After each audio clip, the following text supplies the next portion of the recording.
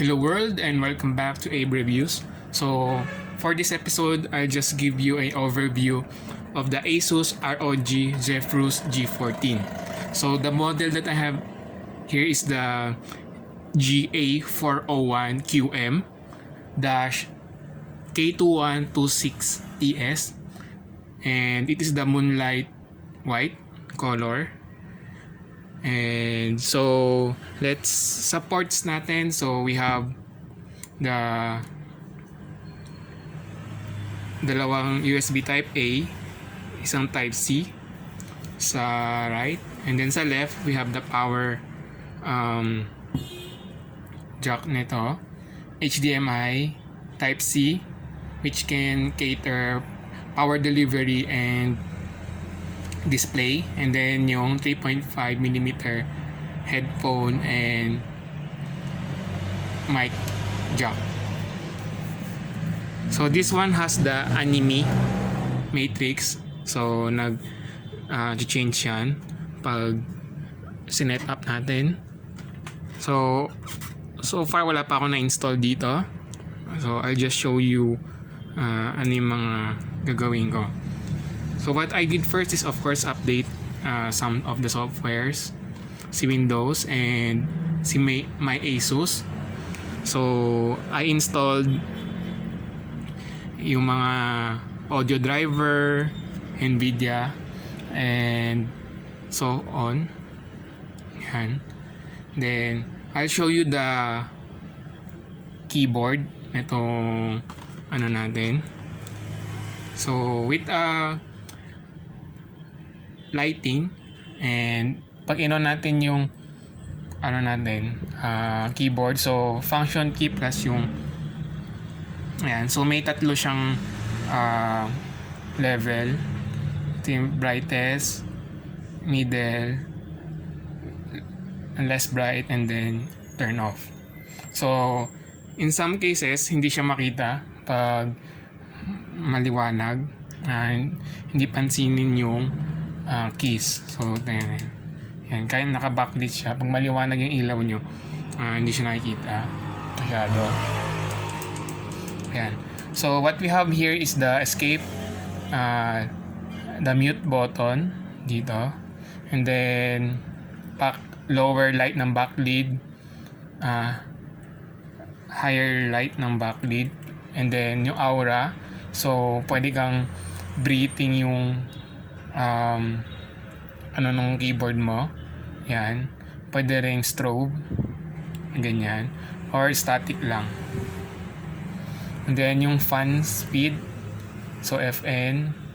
So you have the performance or silent mode, and then yung snipping tool, shortcut na snipping tool, and then brightness ng monitor, lower and then higher brightness, display. Ayan. Disable, enable trackpad. Itong dito, key dito. And then the sleep, airplane mode, and then delete. Then we have 4 special key for the mute. So you can mute your mic or on. Ayan. On or mute. Then we have here yung lower the volume, and then lakasan yung volume. Then of course the ROG dedicated button to access yung kanilang Armoury Crate. Ayan. So here you can set your anime matrix. Ayan. So for example,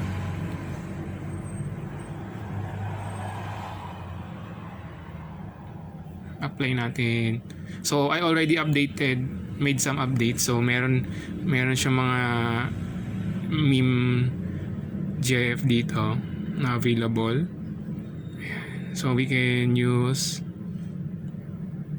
ito yung basically ito yung nasa gallery, predefined sa gallery, and then kung nakita nyo may N dito, ibig sabihin new siya. So medyo maliwanag, hindi makita. Ayan, so new siya. So apply natin yung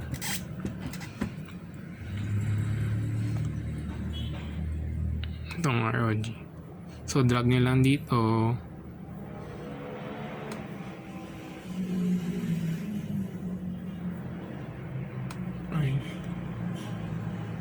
Ayan. Then you can add more.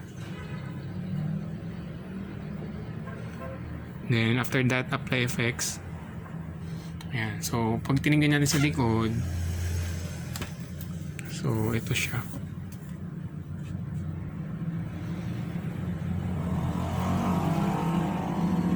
Ayan.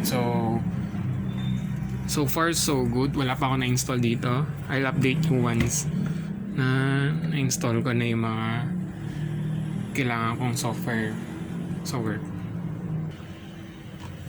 So I'll have a separate video for the unboxing. I'll be uploading soon. So kasama dito sa item na to is yung kanyang 180 watt na power adapter. Meron din siyang kasamang 100 watt na power delivery for the type C. And then meron siyang kasamang case na para dito. So eksakto siya para dito sa 14-inch natin G14. And then meron din siyang kasamang webcam, which is the ROG GC21 eye camera. And then meron siyang kasamang mouse sa bundle, yung ROG STRIX Impact mouse. Ayan, so yun yung mga kasama. And Office Home and Student 2019 yung kasama niya.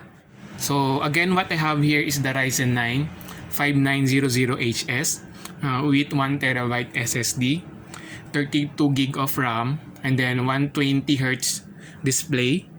And then yung video card niya is the RTX 3060. And then we have the anime matrix sa likod. So ito yung model na yon, 2021 model. So thank you for watching guys, and I'll update you soon.